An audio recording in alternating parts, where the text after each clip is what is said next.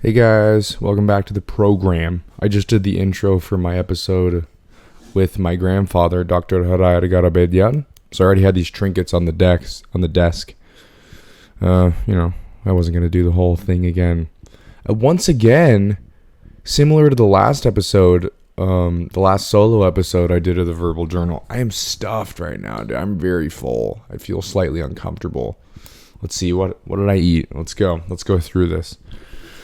So I've been doing a thing. I've been fasting for 18 hours. I'm doing what's called an 18-6 fasting protocol. And I don't know. I feel good. I haven't lost any weight.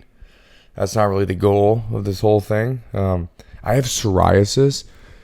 And I got it from my dad. And I have it 15 years earlier than he got it. He got it when he was like 40 years old or something. So, that kind of sucks. So I'm trying like different things to try to make it not bad. And this fasting thing seems to be helping a little bit. I did in March of this year, I did Ramadan sort of. If you don't know what Ramadan is, it's a practice, most common in the Muslim faith. And basically you don't eat or drink anything while the sun is up. So the way people go about it is they wake up before the sun rises, and then when the sun sets, they gorge themselves, basically. But when I was thinking about doing it, I didn't really want to do the water fasting, because that sounds awful. The whole thing is very tough, but I kind of thought that, fasting water would suck,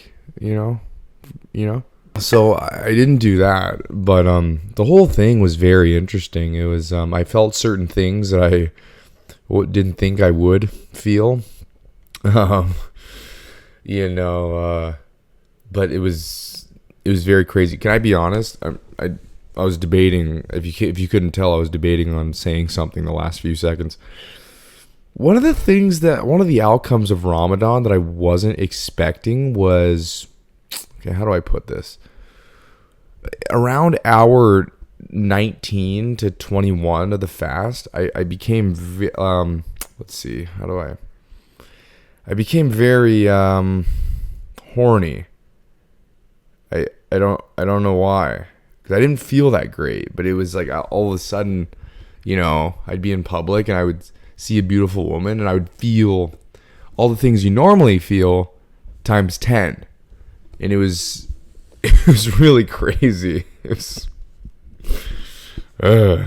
wild, but it was really cool. And there's a lot of positive outcomes from that month of fasting.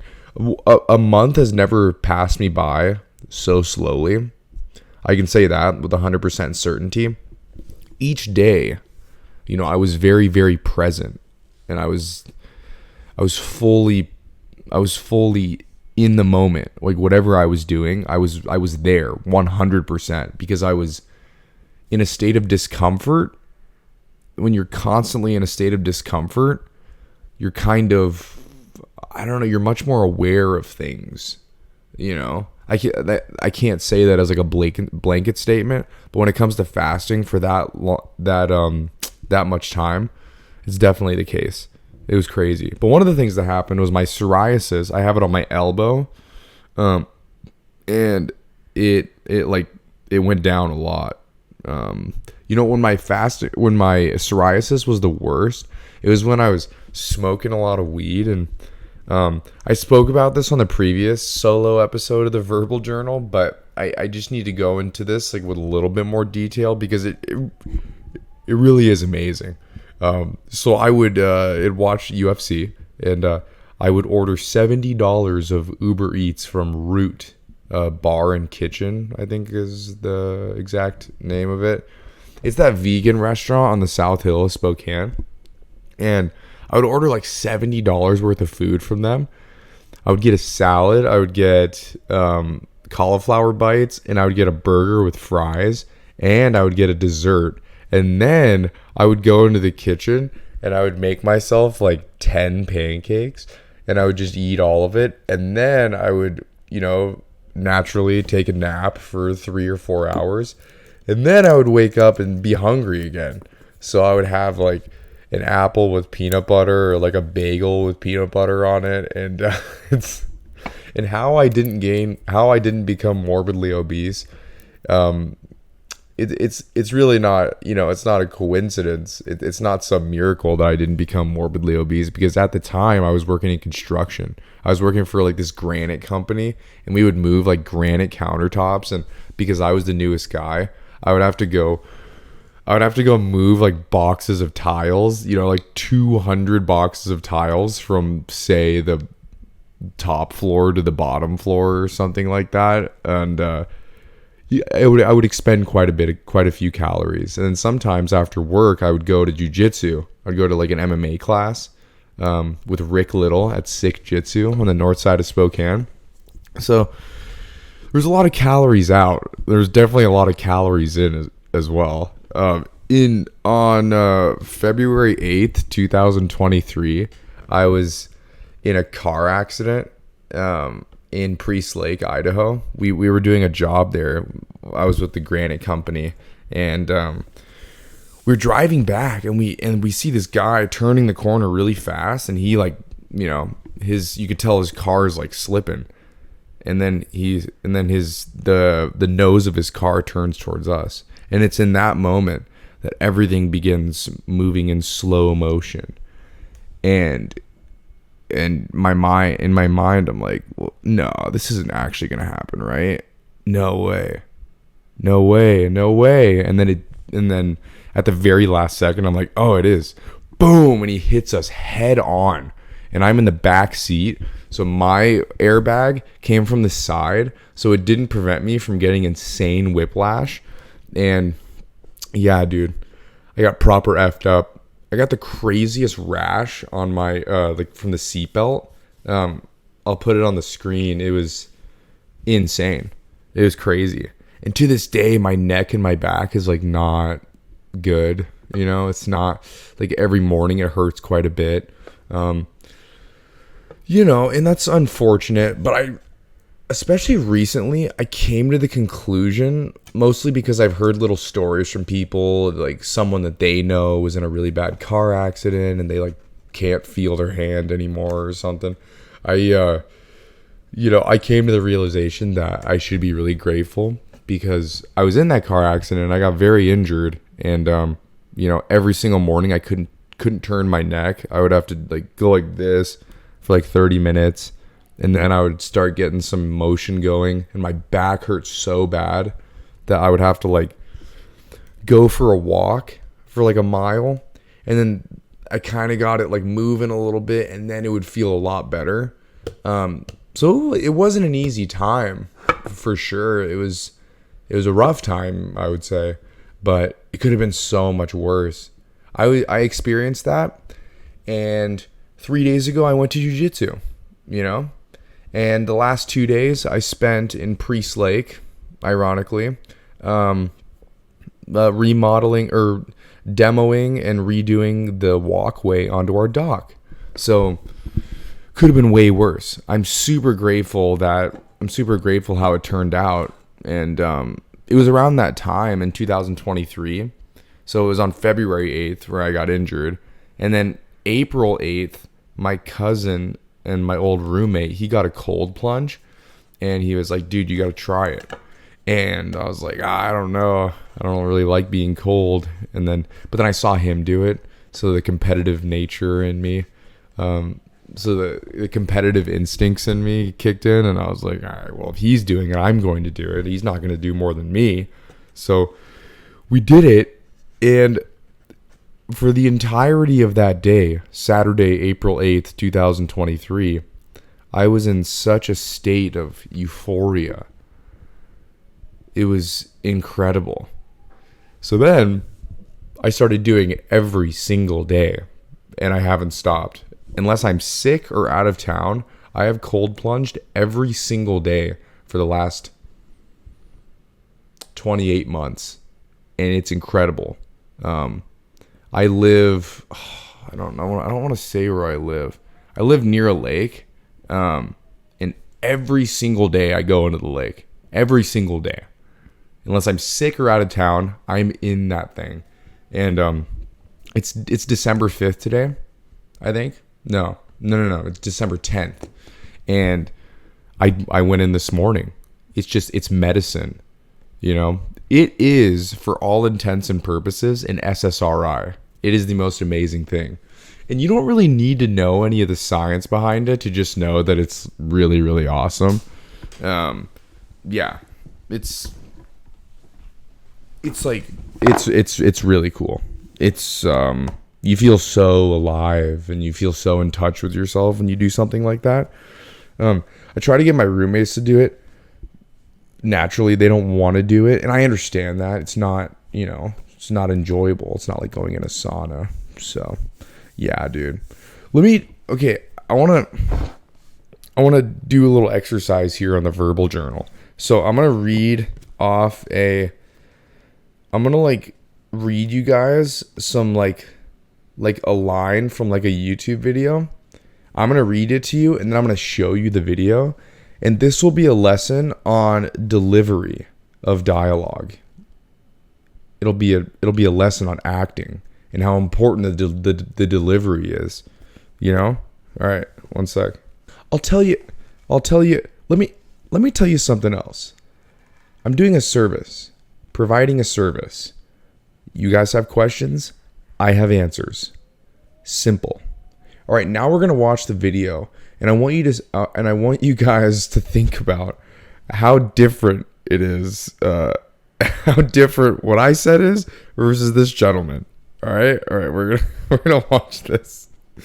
Let me tell you something else. I'm doing a service, providing a service. People have questions, I have answers.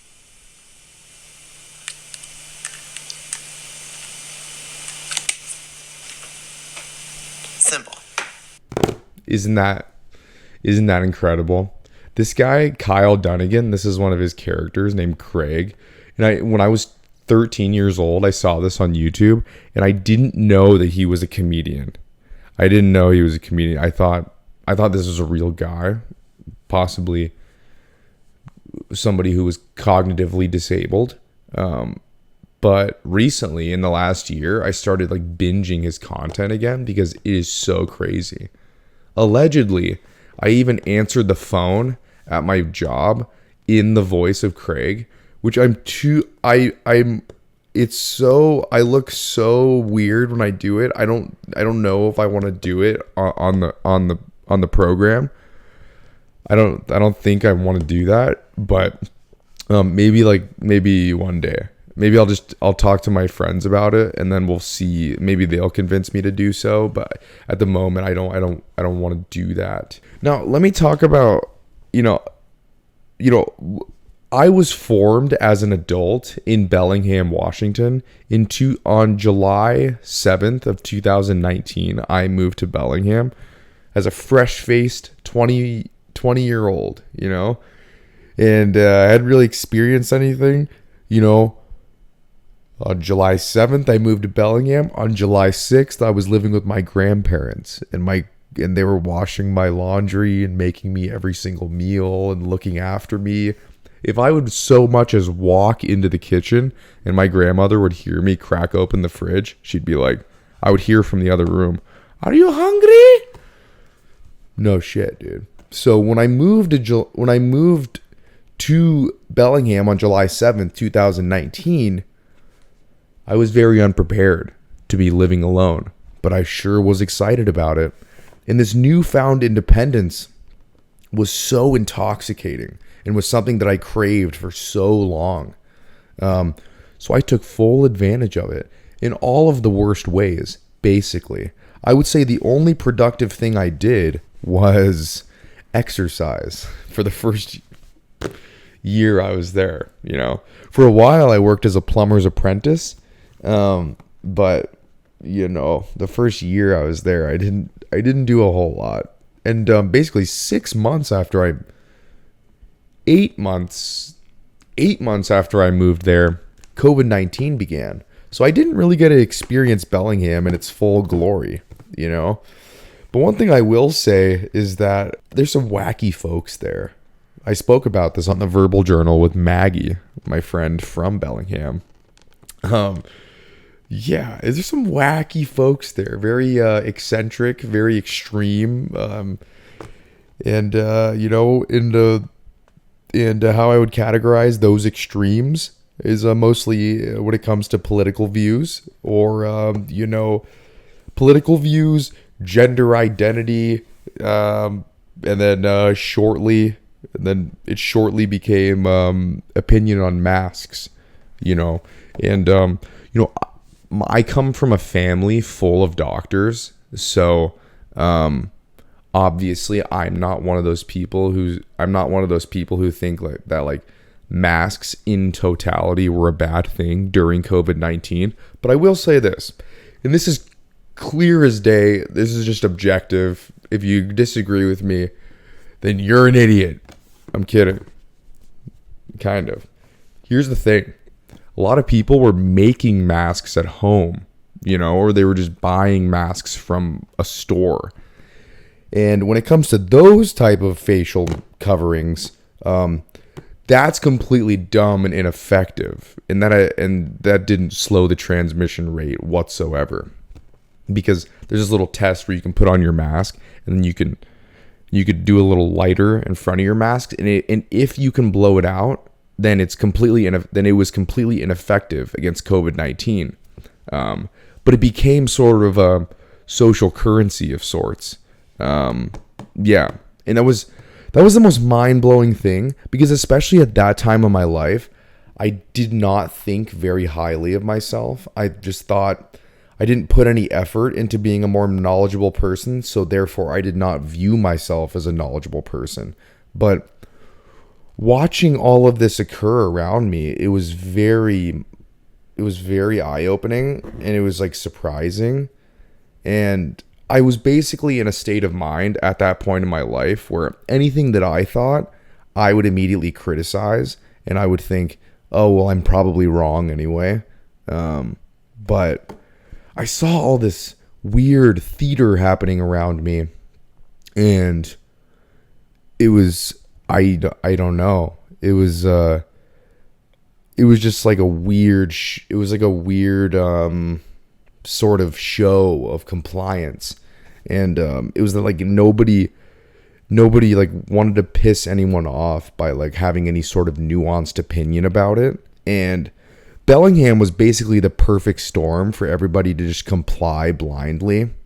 And because it's the type of place where it's the most blue part of Washington, without a doubt. Right now, I've lived on opposite sides of Washington, and I'm so grateful for that experience, because it's really shown me the spectrum of human beings when it comes to being on the west side and the east side of Washington. I don't know, there's so much there seems to be a lot of fear and like a weird amount of like automatic compliance when it comes to ideologies or certain actions. And I don't know, man. It was just weird to me, and I was just a child back then.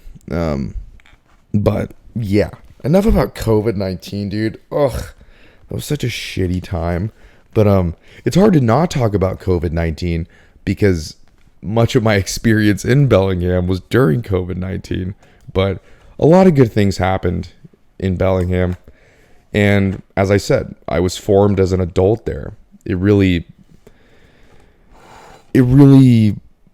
I don't know, I showed up there a child, and I moved out of there in 2022 as some half-baked version of a adult-ish, compared to now.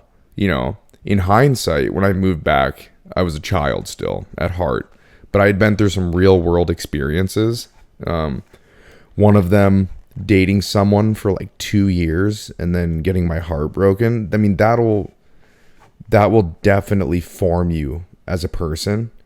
And that type of heartbreak, it's that type of heartbreak, there's like some people in my life that I don't get along with very well, and you know, some people that have really pissed me off. But that type of heartbreak, I would not wish that on anybody. It was truly, truly terrible. You know, it hurts so bad. And around that time, I started coping hard with the marijuana, with the cannabis. And it's, you know, and Tim Dillon, my favorite comedian, his podcast is amazing. He kind of said like something that was so true. He said, here's the thing about drugs. They work, you know, they're pretty awesome. And there's some truth to that. I think the long-term fallout of drug use is pretty ugly, you know, and kind of regathering yourself and becoming a normal person after leaving drug use in the past is it's a very difficult thing, because I only was really addicted to marijuana, and granted, I dabbled in some other substances, cocaine not being one of them. So just, you know, all right, I just want to put that out there. But when I finally decided, I was like, I'm not gonna smoke weed anymore. It's probably not good for you. I don't know, man. It was just, it was really hard to like orient myself fully in reality. And then another consideration I made was, what does like a normal person do? Like what, like if they're not smoking weed, then like what do they do? Or do they, I guess, you know, I go, okay, I see somebody reading a newspaper. I'm going to try to read a newspaper.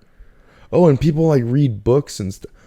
Oh, people clean their house. Okay, yeah, I'll do that. So I started doing stuff like that. And it was really hard, but I eventually got to the place where I am now, where I feel like a normal person. Like I don't smoke or drink anymore. And you know, and I'm able to occupy myself. I'm enjoying life very much. But at the beginning, it's like truly awful. Like I had no idea what to do with myself. I didn't even know what life was without cannabis at the end of a long day or the beginning of a day, you know. And I gotta say also that waking and baking is like kind of like one of the most amazing experiences that anybody can experience. If you're one of those people who like weed agrees with you, I'm going to recommend that you just try it one time. Just try it once. It's true. It is so incredible, because you're not quite fully woken up yet. Yeah, you're not quite fully awake. So then you kind of instead of easing into the day kind of like hits you in the dick like really hard. That's kind of how I would describe waking and baking. And I know it doesn't sound very pleasant, because it's not pleasant, but it's like surprising, but it's also really pleasant, you know. I described that perfectly, you know. I had this in 2023, the beginning of 2024.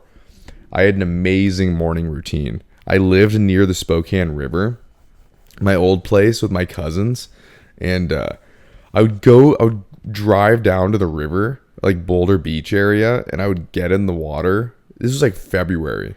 So I would get in the water, and then I would, like, you know, 2 minutes cold plunge. It was cold as hell. I would get back and I would do a little workout in my garage, and then I would go get some caffeine, and then I would smoke some cannabis, and it was kind of like the most amazing feeling ever. But then by like 11 a.m., I was so drained and tired, because what the waking and baking consisted of was like 3 huge bong hits. So it was a lot all at once. And yeah, so the day was over at about 11 a.m. and I would just go get a massive burrito, just kind of chill out, do nothing, watch some mixed martial arts fights. It was a really admirable existence I was living back then. Yeah, dude. Yeah. So, but yeah, going back to Bellingham, dude, it was like, see, I gotta be honest, to some extent, my time there is a little bit of a blur, kind of, because I was intoxicated on cannabis for the majority of the time. But there's some good memories I had there. I joined this jiu-jitsu school, this mixed martial arts school named Rock Solid.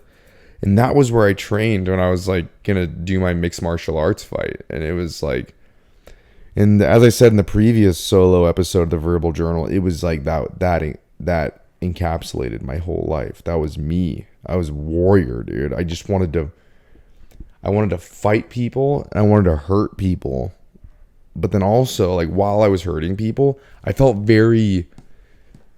was very aware of the fact that it was bad, but I needed to do it, you know? There's one time this guy, like, shot a double leg on me, and I, like, perfectly timed an uppercut, like, right as he was shooting.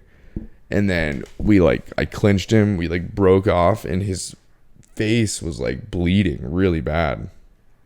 And there was some sort of primal part of me that was like, oh yeah, dude, that's sick. You know, there's something inside of me that was satisfied. There was also something inside of me that wanted more. Something inside of me that was completely dissatisfied, you know. But, you know, I would say the part of me that felt fulfilled by that experience overtook the part that was regretful and wanted more. I had this roommate in Bellingham. Again, I'm not going to say his name because that would be mean, you know, but he was one of the craziest dudes I've ever met. And he was an Irish fellow, and he didn't understand. He was very unconfident. Also one of the most unhealthy people I've ever met in my entire life. He was very unconfident, and he didn't understand that the Irish accent was a good thing. The Irish accent was like that's like a thing for the women. Like when you're hitting on people, it's like if you have an accent, that's like good, you know, because his accent was cool. But when this guy, you know, naturally we smoked cannabis together, and when this guy would get high, he would. You ever drank with someone and then, you know, they just become a completely different person, you know, like completely different. That was how this guy was when he like smoked weed. And one time we made one time we made like homemade edibles with like brownie mix or something. We like melted down the flour and we turned it into butter and then, you know, mixed it in with the brownies, and the whole like all of the weed butter, it like moved to like one side of the pan. So like they cut it. So we cut it into thirds and they ate it. And then I ate mine and I didn't get high at all. And then they called, all of us got on a phone call and they were like super paranoid. They were like freaking out because they were like super scared. It was yeah. And if there was one, if I had to sum up my experience in Bellingham with one story, it would be that. It would be that one. It was just crazy. I was so immature. I was so irresponsible. I was just playing with my cognitive health on a daily basis. Oh my god, dude. It was crazy. But this guy, this Irish fellow, he would get high and he'd be curled up in the corner. His eye is wild, you know, red as the devil's balls or red as the devil's dick or whatever they say. And he would be curled up in the corner and he'd be like, ha, ha. And he would constantly, he had some catchphrases when he was extremely intoxicated. One of them being, whoa, Azerbaijan. Yeah, absolutely crazy. And you'd make like sexual innuendos towards me when he got drunk. He'd be like, Patrick Pickle Penis Caribbean. I'm not kidding. There's like I told you guys what he said, but it doesn't do it justice at all. This guy was crazy, you know? And then we had a massive falling out because we were both very young. We were like 21, 22, and neither of us had the communication skills necessary to kind of deal with the the natural roommate beefs that happen in the early 20s. But yeah, dude. Yeah. It was a tumultuous time, you know.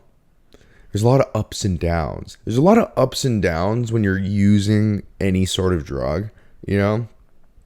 There's the highest highs and the lowest lows, and that's exhausting. The best thing is to live like pretty much right here. Now, normal life, sober life, it's still like this because it's life. You know, things come at you. Life is hard. At least it should be, you know. But when I was constantly smoking, it was like this, you know. It was like this, and that was very exhausting. And then, you know, the science behind weed usage is that when you're smoking, your hippocampus shuts down, which is the only part of your brain that forms memories. So basically, that's where the whole idea of weed brain comes from, because your mind literally isn't working properly. I regret doing that, but would I change it for anything? Absolutely not. It was like the best time. It was the best time of my life. I had so much freedom. I learned what true freedom is. I learned about like my value as a human being. Because, you know, when you're growing up and your family is like saying really cool things about you, giving you really positive affirmation all the time, there's a part of you that questions that. There's a part of me that questioned that. But when I met people who were not related to me, who I met for the first time, and they're reacting to me in a very positive way, it helped me build some sort of real identity, you know? And the woman I dated while in Bellingham was, you know, she, like I said, she did break my heart, but she is one of the greatest people that I've ever met. Her name is Maggie. Shout out Maggie, you know?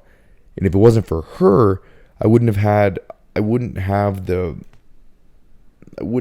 like the standard that I do for dating someone. And I'm so grateful for that, because there have been many times where I've gone out with someone or I've dated someone since then, and they are just sort of rude, or they treat me bad. And I know that they're treating me bad because I dated Maggie. So, you know, and it really makes me feel bad for people that I've only dated really shitty people, because they don't really know what it's like to be treated well. So it makes all the sense in the world why people date shitty people, you know. Sometimes you can convince yourself that's the best that you deserve, you know. And it's not the case at all. You deserve better, you know. Yeah, dude. Yeah. You know what's crazy about this? You know what's crazy about that roommate that I had in Bellingham? He had like a bi-curious experience, which, like, hey, fair play, man. I probably would have had one of those too, but when I was 5 years old, I was at Green Gables daycare, and we had nap time, and I had this weird dream about, I was obsessed with Spider-Man at the time. Literally, since I was able to have any conceptualization of the world, I was obsessed with Spider-Man from the jump. I don't know why, but I watched Spider-Man 1 with Tobey Maguire. I probably watched it over 100 times in my life. But yeah, we're having daycare. We're having nap time at daycare. And I have a dream that Spider-Man is like having sexual relations with like a woman, you know? And yeah, it was weird. But I woke up, then the teacher woke us up, and I remember I like woke up and I was thinking like, huh. It's like, well, whatever was happening to Spider-Man in that dream, that's what I think I like that. I think I want that to happen to me, you know? So I'm not joking. 5 years old, I had that dream. Yeah. No BS at all. It's crazy. So yeah. Yeah. I'm a heterosexual. That's been super. But yeah. He had this bi-curious experience, And he found the guy off of Craigslist, which is weird to begin with. And then he starts telling me the details of the sexual encounter. And he says that he said that as sexual lubricant they used olive oil, which is interesting, you know. Only in Bellingham. Wild. Yeah. But it's not that crazy when you got to know this guy, you know.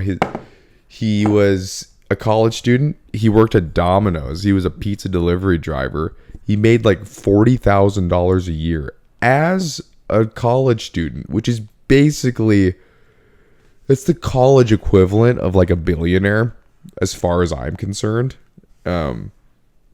But yeah, he made that much money as a college student. We lived in some shitty apartment and he was constantly stressed about money. He was one of the most anxious people I've ever met. And his diet consisted of the Brookies from 7-Eleven. So like half of it's a brownie, half of it's a cookie, Mountain Dew, Red Bull. And that was pretty much it. Sometimes I would get it. Sometimes I would convince him to splurge on Chipotle. Sometimes, you know. But yeah, it was, when I become a therapist, he is going to be one of the people that I think about when I because I periodically think about like all the different types of people that I've met in my life. He is going to be one of those people that's over here on the spectrum, you know. Insane, dude. Insane. Yeah, dude. Thanks for watching, guys. This was kind of like a spur of the moment thing. I need to stop doing this when I'm extremely full after I've eaten metric tons of food, because I just kind of jumped around. This was a very incoherent episode, but I'm still uploading it to YouTube. I don't really care. I gotta say, there was somebody who, first of all, okay, see, I'm getting all mixed up. The last solo episode of the Verbal Journal that I posted on YouTube, I didn't even like advertise that I had posted it on Instagram, and 93 people watched it. Which, make no mistake, that's a lot of people. Like if there was 93 people in my house right now, I'd be kind of freaked out and I would ask them to leave, you know? So that's like a ton of people. And somebody like posted, someone commented, let me see. Someone commented something really nice. Great video, bro. Thanks for sharing. Really needed it right now. In the middle of trying to get my 15-year-old back on track in school. You guys seem a lot alike. I come from an MMA background, and can totally attest to your journey and experiences. Now to convince mom to get our kid in the gym. Thanks for giving me some hope. What? That is crazy, dude. Dude, that is like awesome. I can't believe someone commented something like that on one of my videos. I just was talking. Oh, that's so heartwarming. Oh my gosh. It's really amazing. Yeah, so that's pretty neat. Yeah, that like motivates me a lot to do this, because I remember I would like, when I was like training MMA, I would say like all this like inspirational stuff, and then I had this other guy who was like kind of a stoner with me, and we'd be training, and he's like, dude, you should write a book. I'm like, what? I'm an idiot, you know? It's like, yeah. Anyway, it's all silly. This whole life is silly. You watching this is silly. Me making it is even dumber. So, thanks. So thanks for watching. This is the Verbal Journal. I'm drinking water. Bye.